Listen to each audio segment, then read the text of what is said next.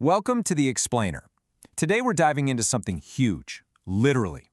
We're going to build a master plan from the ground up and figure out the anatomy of a truly successful project. You know, the kind that actually gets finished on time and on budget. I mean, we've all seen the headlines, right? That new stadium, that ambitious high-speed rail line, so many of them get completely bogged down in chaos, endless delays, and just mind-blowing cost overruns. But it really doesn't have to be that way.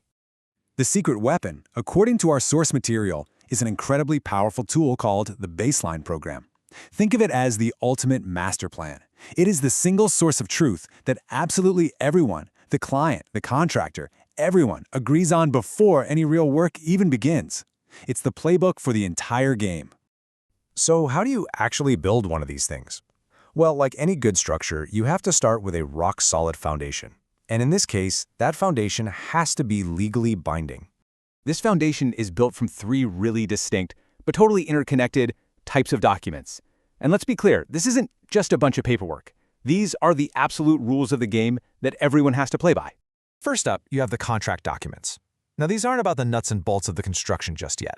Nope, this is all about the legal commitments.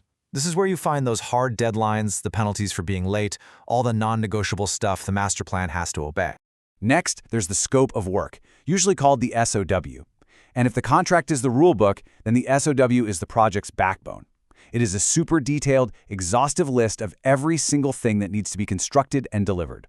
If it's not in the SOW, guess what? It's not part of the project. Simple as that. And finally, rounding out our foundation is the master schedule. Now, this isn't the day-by-day, hour-by-hour plan. Not yet. Think of it more like the major checkpoints in a marathon, the hard dates for finishing the first phase, or handing over a specific floor of the building.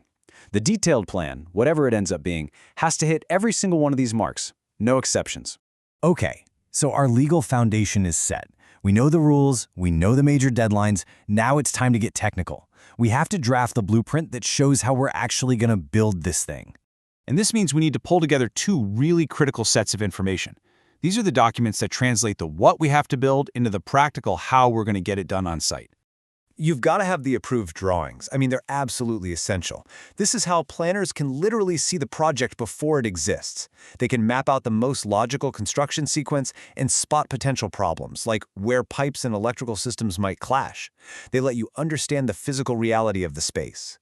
So the drawings show you what it's supposed to look like, but the method statements tell you how you're going to build it. Are you going to use one massive crane or several smaller ones? Are you pouring a concrete slab all at once or in sections? This document is crucial for preventing a plan that looks perfect on a computer screen but is totally impossible in the real world. And here's the bottom line. Without that technical blueprint, you have nothing. It's like trying to build a piece of IKEA furniture without the instructions. You just can't create a realistic schedule. It's impossible. But, and this is a huge but, even the most perfect, detailed blueprint on the planet is completely useless if it's not grounded in reality. Without real-world resources, it's nothing more than a fantasy.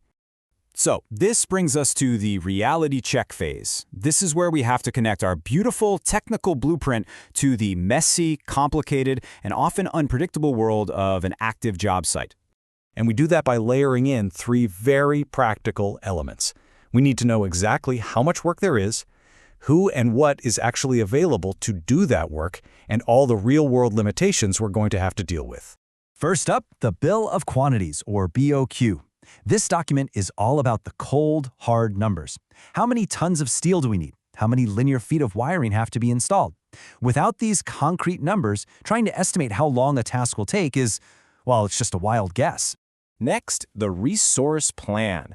This is so important because it forces the schedule to be based on what's actually achievable, not just wishful thinking. You might need 100 electricians to hit a deadline, but if you know you can only get 50, your schedule has to reflect that reality. And finally, you have to account for site constraints. And look, every single site has its own quirks, right? Maybe local rules say you can only work from 9 a.m. to 5 p.m. Or maybe there's only one narrow road for all your deliveries. A credible plan has to bake in these unique local conditions right from the very beginning.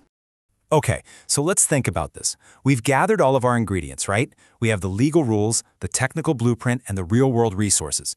But if something goes wrong down the line, how do you prove that you put it all together the right way? The answer is a document our source calls, and I'm quoting here, one of the most important documents in the entire planning process. It's called the basis of schedule. And if the final plan is the meal, this document is the recipe book. This recipe book explains everything. It states the purpose and scope of the schedule. It lists every single document that was used to build it. It spells out all the key assumptions you made about work hours, about how productive your crews will be. It details your whole approach, and it documents every single known risk and constraint. It's your ultimate defense because it shows the precise logic behind your entire master plan. So you might be thinking, wow, that is a ton of work. All this meticulous detail, all this documentation. Why does building the plan this way matter so much? It matters because when you correctly layer all these elements, the legal, the technical, and the practical, and then you document all of your logic in that basis of schedule, the plan transforms. It stops being just a piece of paper and becomes a genuinely powerful, defensible tool for actually managing the project. It ensures the plan isn't just some optimistic guess you make on day one that gets forgotten. Instead, it becomes the rulebook, the yardstick, and the guide for the entire race to the finish line. And that leaves us with one final crucial question to think about for any big undertaking.